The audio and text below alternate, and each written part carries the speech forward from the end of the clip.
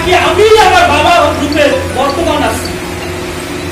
একদিনও জিজ্ঞাসা করলাম না যে বাবা তুমি কে, মা তুমি কে। তুমি মাথা উঁচু করে দাঁড়িয়ে বলতে পারে আমার বাবার নাম এই, আমার মায়ের নাম এই, আমার গ্রামের নাম এই, আমার দেশ এই।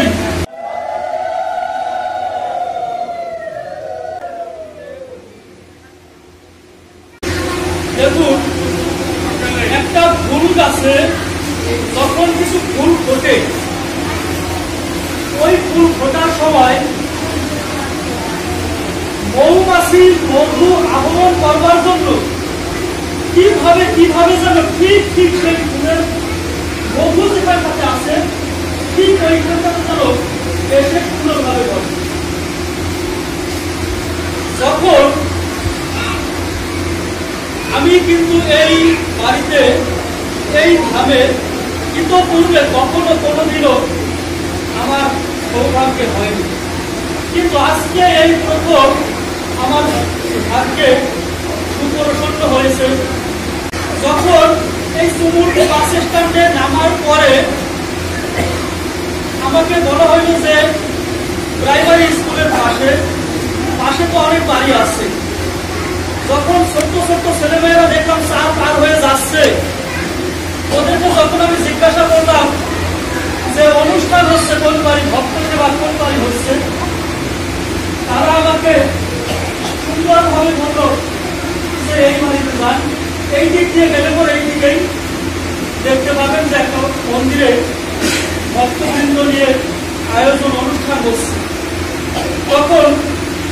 যখনই আমি ওদের কথা অনুযায়ী আমি আগাতে শুরু করলাম, দেখলাম কিভাবে যেন ওই যে ফুলের ভিতরে যে মধু আছে, ওই মধুর মতো একটা ঘ্রাণ কিভাবে যেন আমার কাছে চলে আসছে, আর সেই ঘ্রাণটা কিভাবে যেন আমাকে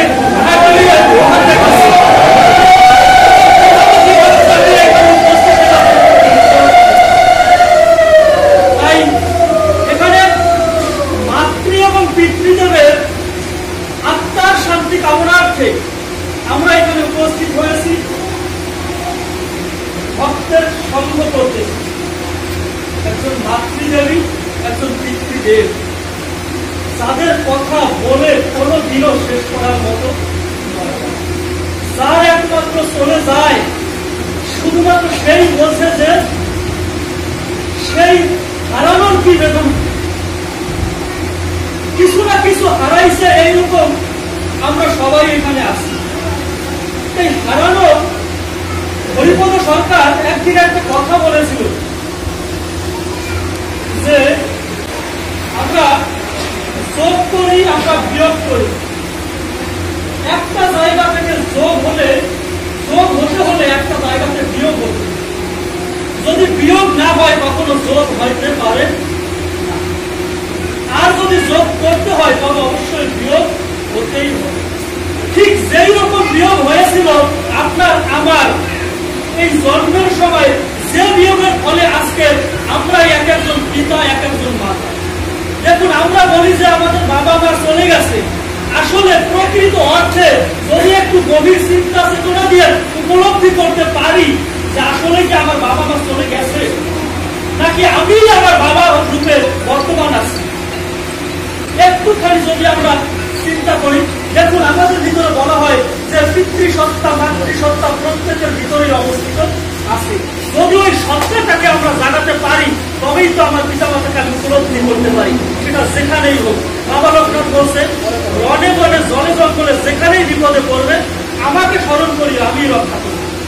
শুধু বাবা লোকনাথ নয়, আমরা যদি প্রত্যেক মাতা পিতাকে রণে বনে জলে জঙ্গলে যেখানেই যে কোনো মুহূর্তে যদি কোনো বিপদে আপনাদের পড়ে থাকি, যদি আমরা পিতা মাতাকে একাগ্র চিত্তে ভক্তিপূর্ণ হৃদয়ে স্মরণ করতে পারি, যে কোনো রূপে যে কোনো ভাবেই আমার বাবা মা উপস্থিত হতে বাধ্য। যদি আমরা সেইভাবে আমরা বাবা মাকে সেবা ভক্তি করতে পারি। কিন্তু অত্যন্ত দুঃখের বিষয় একটা বলতেই হয়, আপনারা ক্ষমা সুন্দর দৃষ্টিতে দেখবেন, বর্তমান সমাজে যে ছেলে মেয়েরা আছে, যখনই তারা গুরুদেবের কাছে যায় তখন বাবা মাকে যে কয়বার বাবা মা না বলে তার চেয়ে অধিকবার ওই গুরুদেবকে বাবা মা বলে। কিন্তু ওই গুরুদেব যদি একটুখানি শিক্ষা দিত যে আগে আমাকে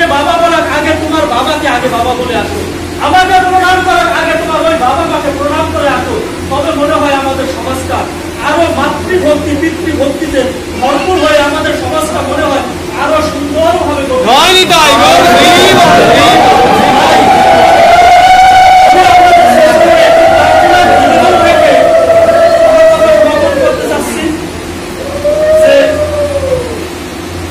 আমরা বলে থাকি যে স্কুল প্রবর্তক সাধক তারপরে সিদ্ধি, যেমন একটা স্তর পরিবর্তন না হলে পরে আর একটা স্তরে যাওয়া যায় না, ঠিক তদ্রুপ আমাদের এই সাধন জগৎটা মানব জীবনটাও তদ্রুপ।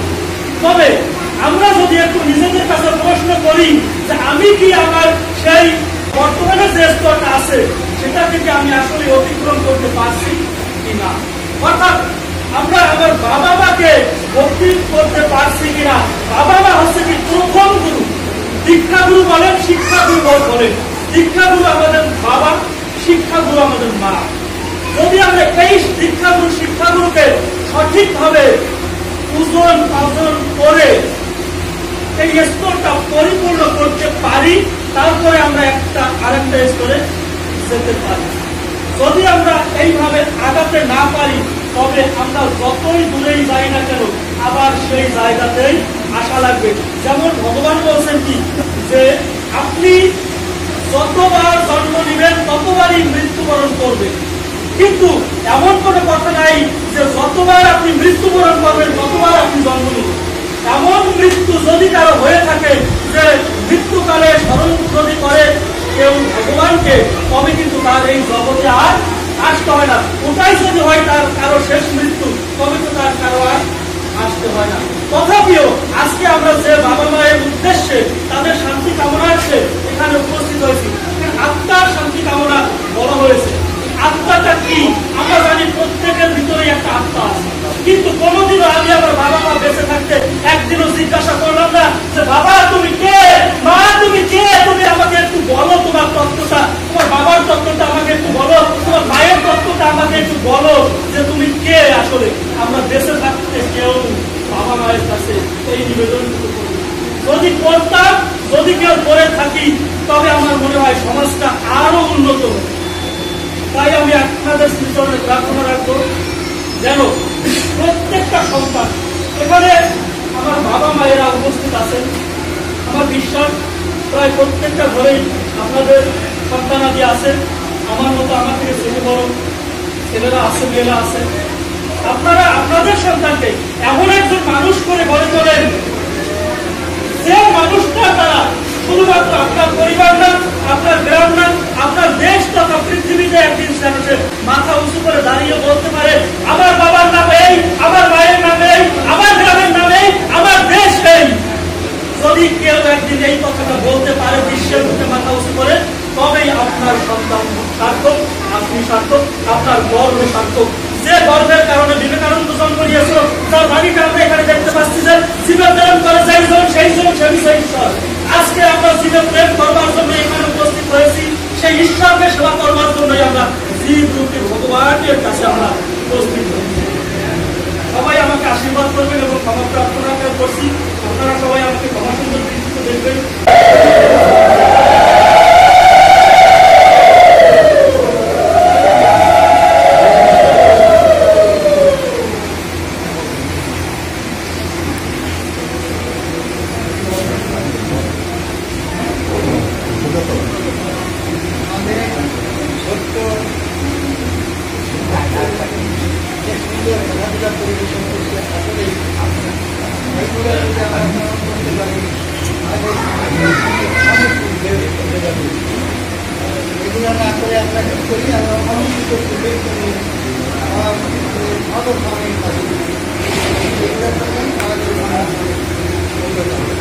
এরপরে কথা বলবেন সরকার, ওনার সাথে সঙ্গ করার ভাগ্য আমার অনেকদিন